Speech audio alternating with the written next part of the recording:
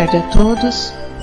Vamos nesse momento nos ligando com o nosso mentor individual, com a espiritualidade amiga desta casa, com Joana de Ângeles, Irmã Rosário, Irmã Teresa, e agradecer a todos pelo carinho, pela amizade, pelo acolhimento. Nos ligamos com nossa mãezinha querida, Maria de Nazaré, pedindo a ela que nos envolva na sua luz, na sua paz, na sua serenidade, que nos aconchegue juntinho ao seu coração de mãe num abraço muito caloroso. De mãos dadas a Maria, chegamos à presença do nosso Mestre amado Jesus e a Ele pedimos que derrame a sua luz sobre nós, que nos auxilie no entendimento e na aplicação dos seus ensinamentos em todos os momentos da nossa existência. De mãos dadas a Maria e a Jesus, chegamos à presença do nosso Pai Criador. A Ele agradecemos pelo que somos, pelo que temos, pela oportunidade bendita de estarmos aqui reunidos.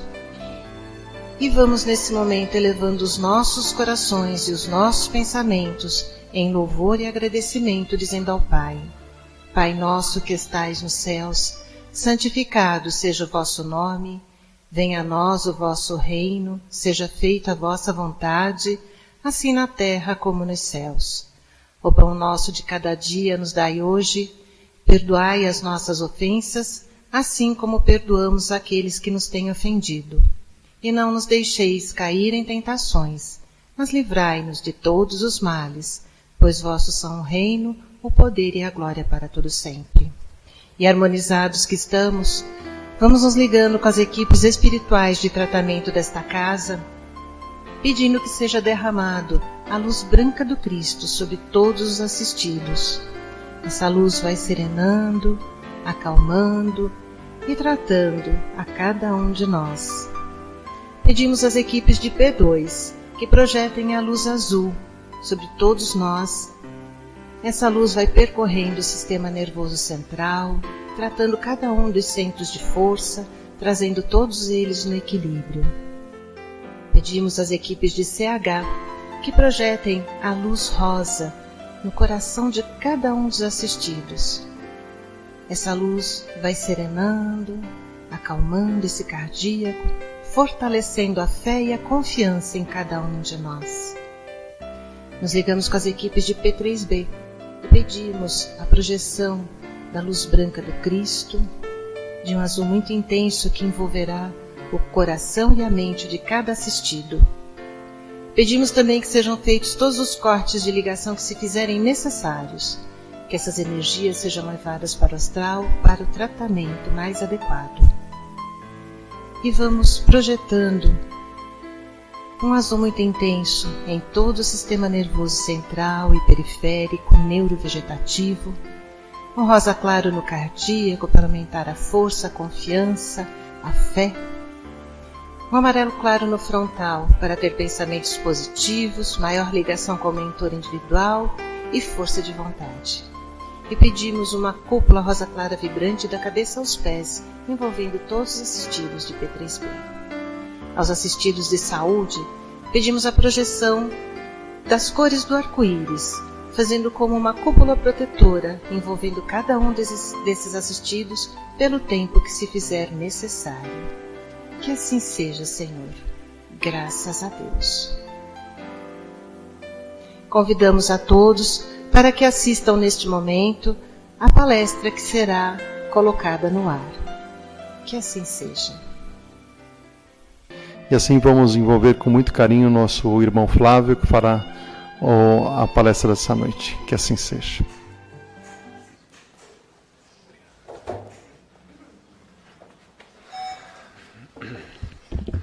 Uma boa noite a todos. Quando começa o tempo mudar, está meio frio, a casa fica um pouco mais vazia, né? Uma coisa que a gente costuma perceber, né? Mas por outro lado, eu me preocupo muito com relação à frequência na casa espírita, a frequência nos templos religiosos, porque muitas pessoas encontram nesta atividade a esperança de uma consolação, de um cuidado especial. e de um momento muito rico em nossas vidas, que é nos ligarmos a Deus. Nós fazermos o exercício da religiosidade em nossas vidas, termos acesso a todas as informações e os ensinamentos de Jesus. E quando, por algum motivo, nós vemos que o número de pessoas reduz, a gente tem duas visões. A primeira delas, que as pessoas podem estar um pouco descrentes. E a segunda, porque as coisas podem estar um pouco melhores e aí as pessoas se evadem. Mas na hora da dificuldade a gente lembra da importância de aqui estar. E a doutrina espírita, não nos fazendo melhor do que qualquer outra profetência religiosa, tem uma missão muito importante, que é de servir de consolador. É a anunciação de Jesus, o Consolador prometido, onde ele nos legaria tudo aquilo que ele havia nos ensinado e muito mais nos seria acrescentado. E para o tema da noite de hoje, que vem de encontro a essa semana primeira do mês de novembro, onde, por hábito, principalmente em nosso país, comemoramos o Dia dos Mortos. E aí o tema que nos foi solicitado pela organização da casa, que falássemos sobre perda de pessoas amadas. E no mês passado, se eu não me engano, passado ou retrasado, o Orlando Noronha esteve aqui conosco, numa manhã consoladora, trazendo a sua mediunidade em exercício com as cartas psicografadas. Uma condição que nós espíritas acreditamos nesse intercâmbio entre os dois mundos, onde aqueles que partiram antes de nós para a verdadeira pátria, a verdadeira morada, ali teriam a possibilidade de comunicar-se. E aí a gente entende que essas comunicações também ocorrem por motivos muito especiais. Nós não devemos brincar com essas circunstâncias. Digo porque quando éramos jovens, e quem aqui nunca brincou com a brincadeira do copo, né? Então a gente colocava algumas letrinhas ali na mesa tal, e fazia umas perguntas, se sim, se não. E realmente nós entendemos que alguns espíritos se aproveitavam daquelas circunstâncias, né? Alguns espíritos mais brincalhões, ou zombeteiros, como nós chamamos, e até algumas manifestações ocorriam. Então ainda nós tínhamos, não há muito tempo atrás, uma visão muito complexa, muito estranha desta relação de comunicabilidade.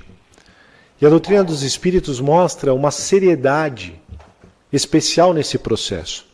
Então nós podemos conduzir a nossa conversa fraterna, que eu tenho por hábito dizer que é uma conversa, porque não é só uma preleção ou uma palestra.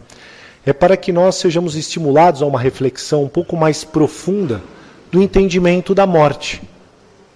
E muitos de nós, por questões culturais, temos medo da morte. Quem aqui vai dizer que trata muito bem dessa história? Pode levantar a mão.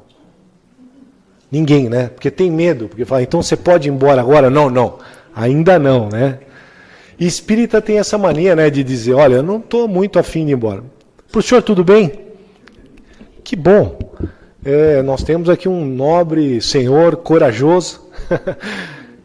De verdade, algumas pessoas lidam muito bem com essa situação e outras realmente acabam se preocupando. E a ciência nos comprova que esse medo da morte, e que em alguns momentos ele ocorre, é por um sentido de defesa, de conservação da espécie. Ninguém se expõe a determinados perigos porque sabe das consequências que se pode ter.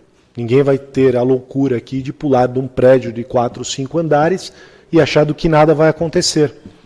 Quando nós subimos a um avião, por mais habituados que nós estamos, a gente fica com aquele medo da morte, porque se o avião cai, nem sempre nós vamos ter a mesma sorte que o Follmann, que após um desastre aéreo é um dos sobreviventes.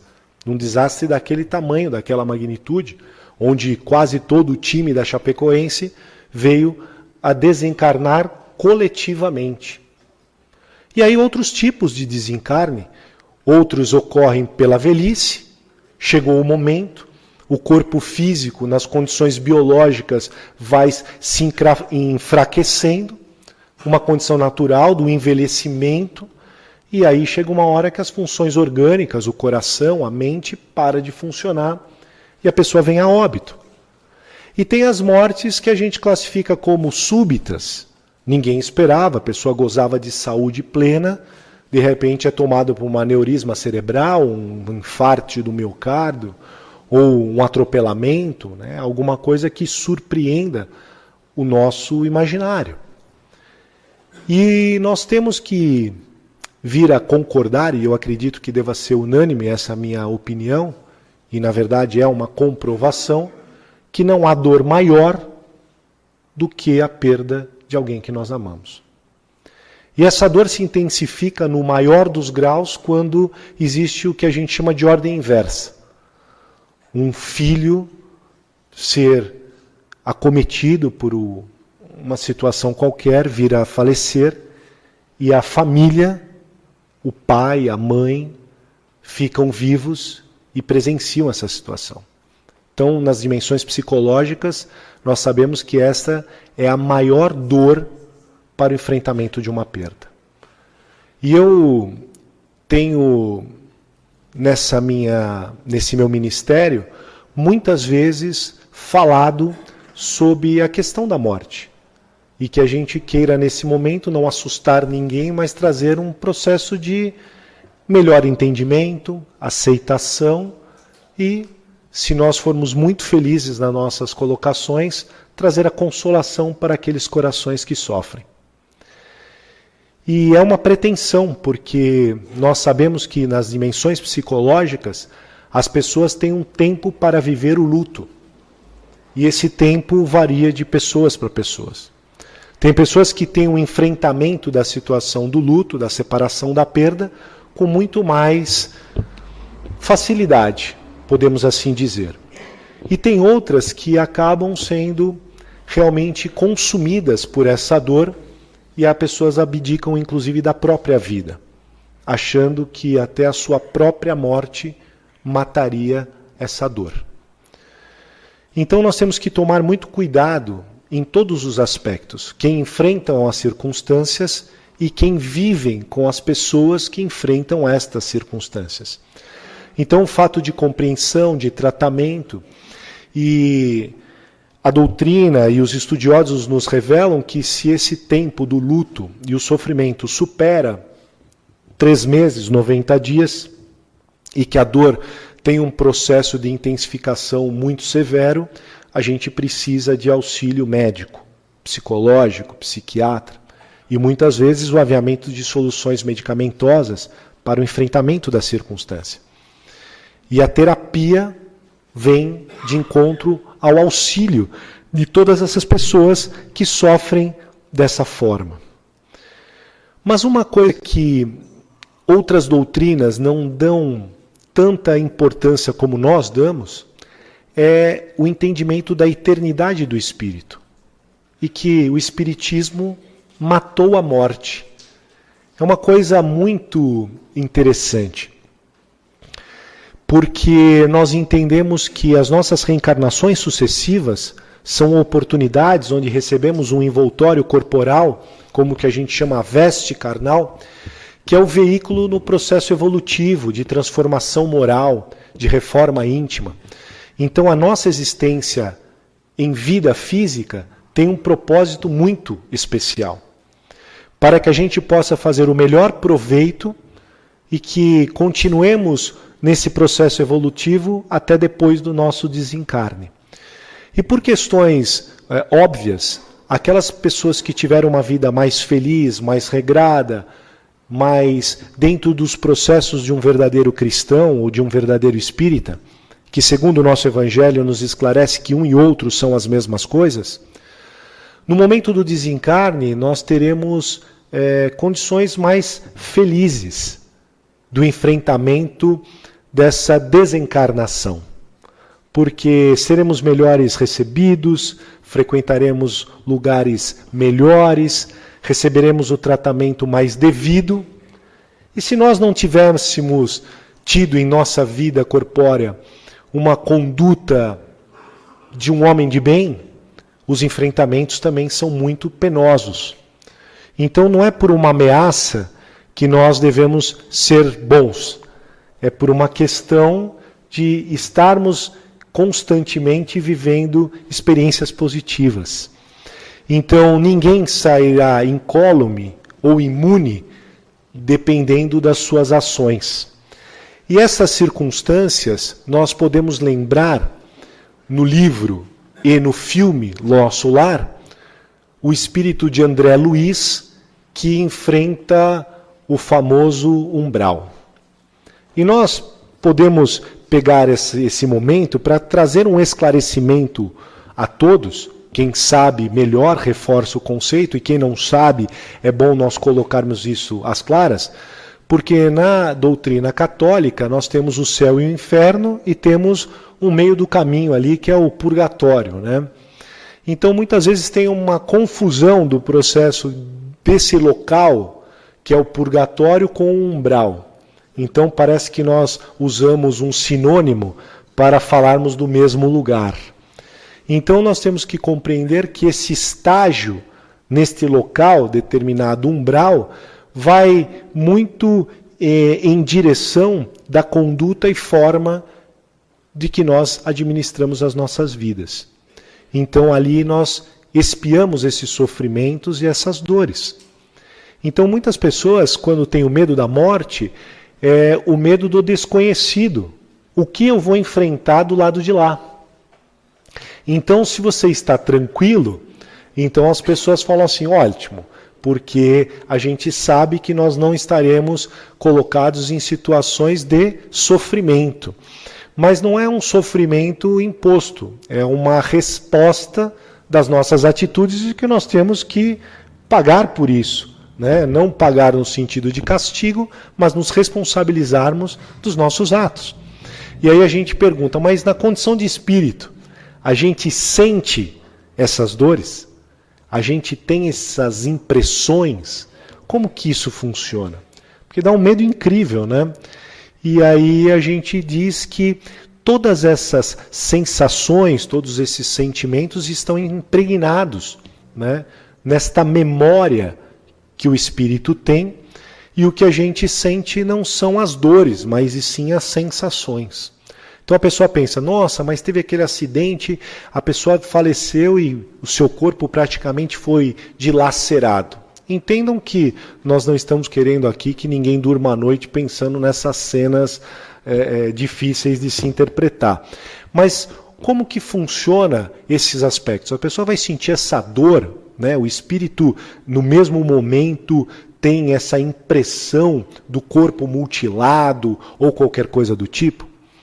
E aí a melhor resposta que a gente encontra para isso, não é só simplesmente dizer que não, o espírito não vai sentir isso, é lembrar de uma passagem do livro Paulo e Estevão, quando Estevão foi morto, né, por lapidação, apedrejamento, e quando o golpe fatal atingiria o seu crânio, que é o fato e a pedrada que o levou à morte, pela misericórdia do Cristo, ele naquele instante é subtraído e recebido pelo esse nobre Rabi da Galileia.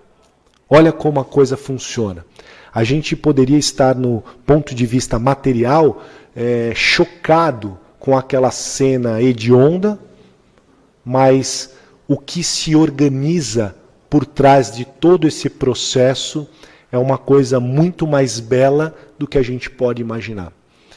Quando nós olhamos também ou a película ou o filme do Nosso Lar, André Luiz, de repente, em determinados momentos, vê que todos aqueles mensageiros chegam com um volume incrível de soldados, vítimas da guerra, e que ali eram acolhidos no Nosso Lar, dispostos em macas, e que todos os seus ferimentos, que a gente trata inclusive no perispírito, para a recomposição corporal do perispírito, estava sendo elaborada. Então, o processo do desencarne desses irmãos foi tão belo, e eles foram tão acolhidos, e de uma maneira tão sublime, tão especial, que deu um conforto né, para as famílias que possivelmente tiveram seus entes queridos enfrentando aquelas circunstâncias, né? Mães que se encontram às vezes desesperadas, né? Pois o filho desencarnou vítima de uma bala perdida, de um assalto mal sucedido, de um acidente gravíssimo de veículo ou de moto, né? Então a gente percebe que fica impresso na mente desses familiares a dor, o sofrimento. Então a gente ainda está muito vinculado às partes materiais.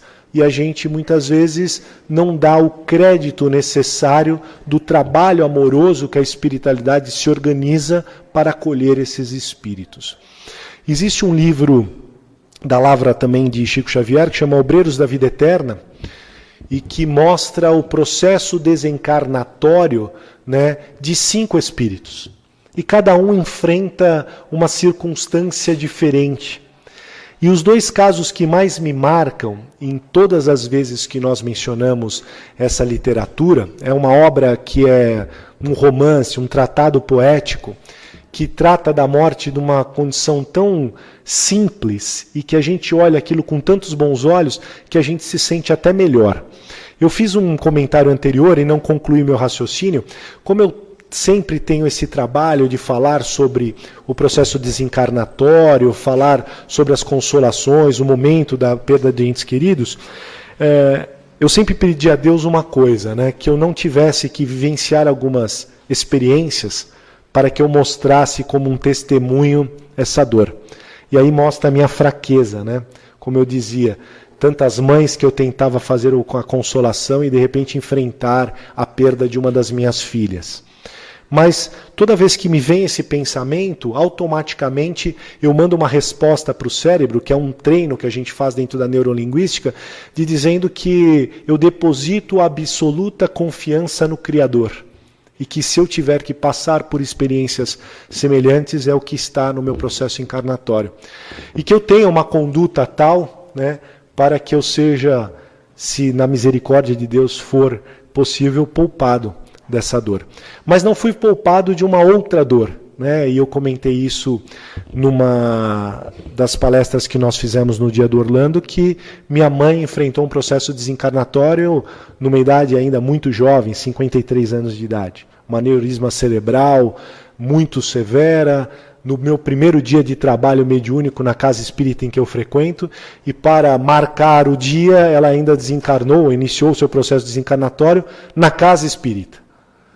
E aí meus amigos falam assim, nossa, mas era para você nunca mais ir lá. O dia que você começa, sua mãe morre dentro do centro.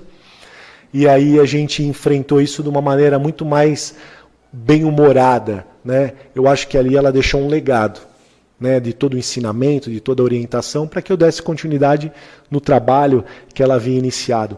Então esses são alguns exercícios que a gente promove para a nossa própria mente, para o nosso coração, para que a gente tenha um enfrentamento melhor dessas circunstâncias. Quantas mães, enfrentando a perda dos seus filhos, cuidam dos filhos de outras mulheres, né, de outros casais, esses órfãos, muitas vezes, que nem pai e mãe têm.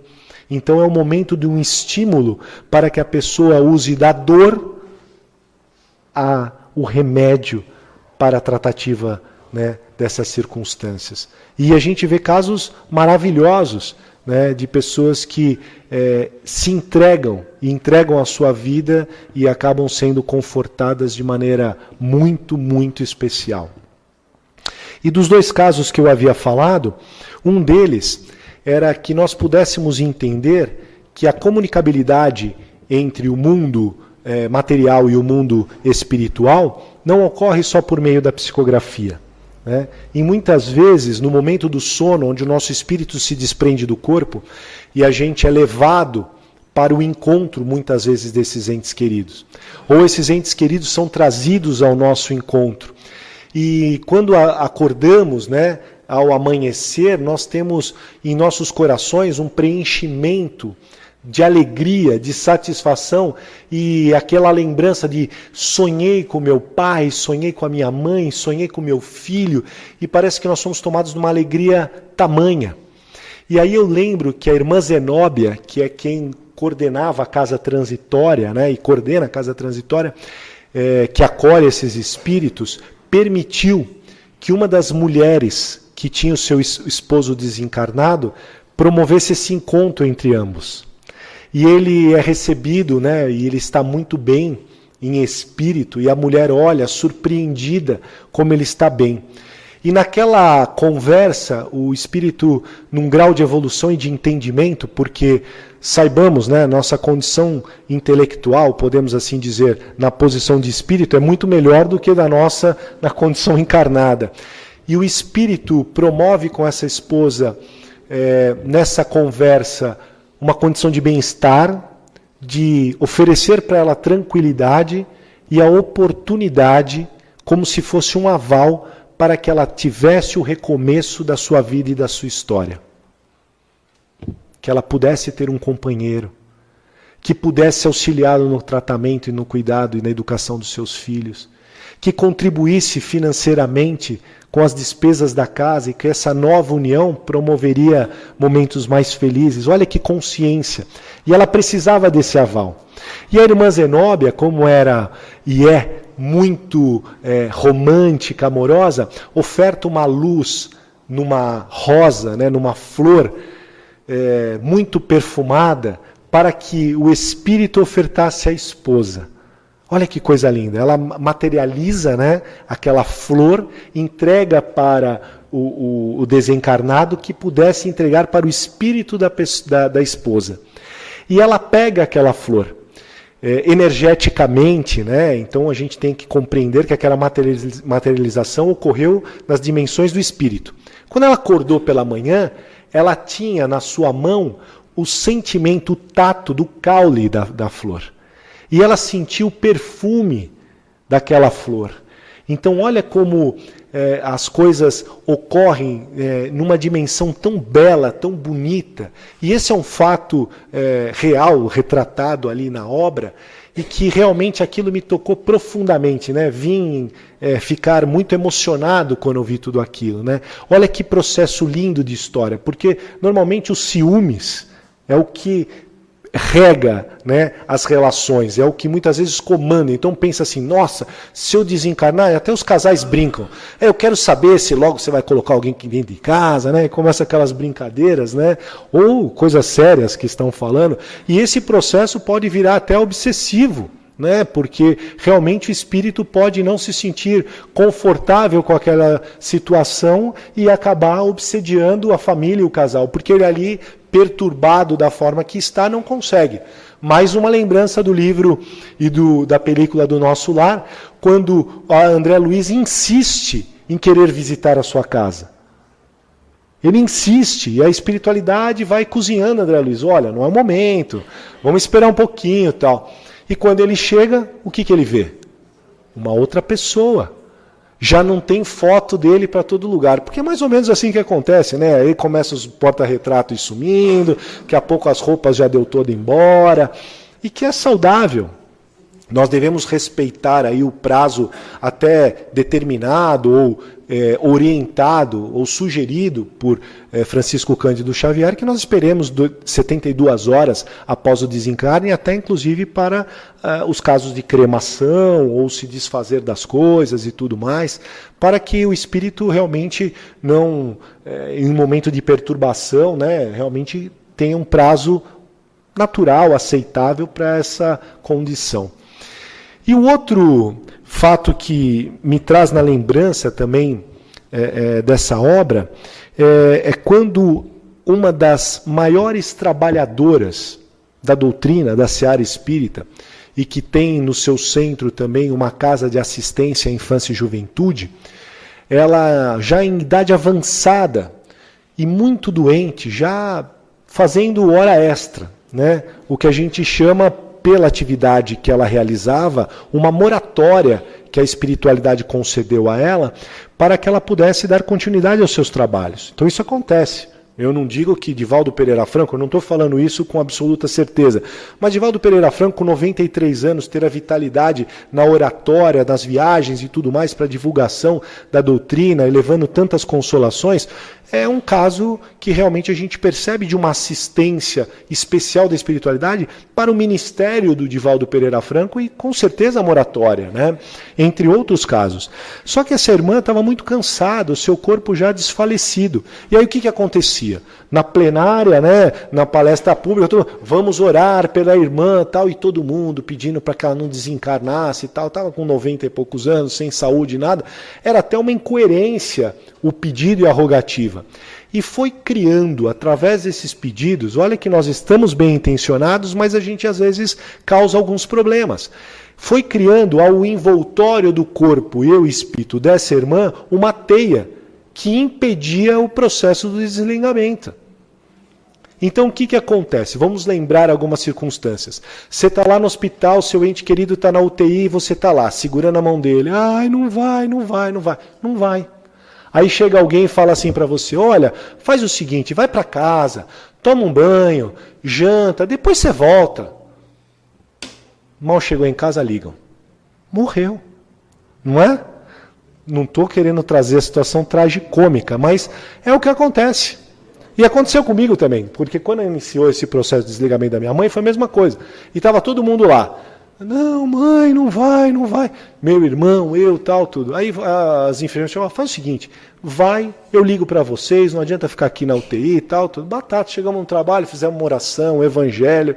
Eu e meu irmão ainda fizemos, por um agonizante, né, nós abrimos o evangelho. Minha mãe estava agonizando, então nós lemos tudo tal. Quando a gente chegou no escritório, ligaram para nós, olha, sua mãe desencarnou. Aí meu irmão, meu Deus, nós não devemos ter lido aquela passagem do evangelho. Mas foi bom.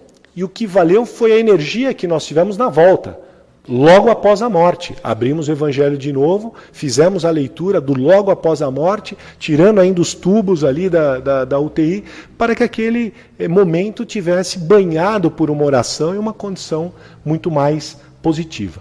E para finalizar a história dessa irmã, a irmã Zenóbia, o que ela fez? Chamou os dirigentes da casa, colocou todo mundo numa plenária e falou assim, olha gente, bom senso, chegou o momento dela, tem que ir embora, para de história, para desse pensamento. E todos aqueles espíritos foram trazidos na condição do espírito, foram orientados para que mudasse a noure de pensamentos, para que a irmã pudesse desencarnar. E como é que foi o desencarne dela? Pela misericórdia divina, ela foi recebida por Dr. Bezerra de Menezes, que ia ajudar no processo do corte do liame, né? Que é aquele fio de cor prateada que liga o corpo ao espírito. E naquele momento a irmã olha para o Dr. Bezerra de Menezes e diz, eu posso tentar? Ela mesmo desfaz o liame, para sair da condição corpórea para espírito. Porque entendeu o seu processo de retorno. Sua vida foi pautada nessa natureza do bom serviço. E o desencarne ficou mais fácil, mais simples. Então é um entendimento e uma conversa que nós devemos ter, porque é uma fatalidade, é a maior certeza e única que nós temos na vida, que um dia partiremos. Nós não precisamos ficar conversando com aquela história de mãe judia, né? Quando eu morrer, não sei... Não.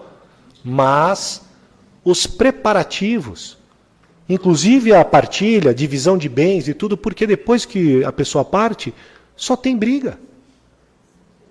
Só tem dissoluções, só tem afastamento, porque perde o alicerce. Então nós temos que ter uma compreensão de viver as boas experiências e os ensinamentos desses entes queridos da melhor maneira possível. Quantos casais que se dissolvem pela perda do filho e um amor que era sublime e verdadeiro e não suportam aquela circunstância. Então cabe nós, espíritas, uma reflexão de como tratarmos a experiência da morte, a morte do corpo físico e a vivência da vida eterna do espírito. Que Deus nos abençoe, que nos dê uma oportunidade bendita da compreensão, apesar da dor, e lembrando que essa semana soube que é de Santo Agostinho, que tenhamos somente as boas lembranças, saudade sim, e a tristeza não. Que Deus nos abençoe.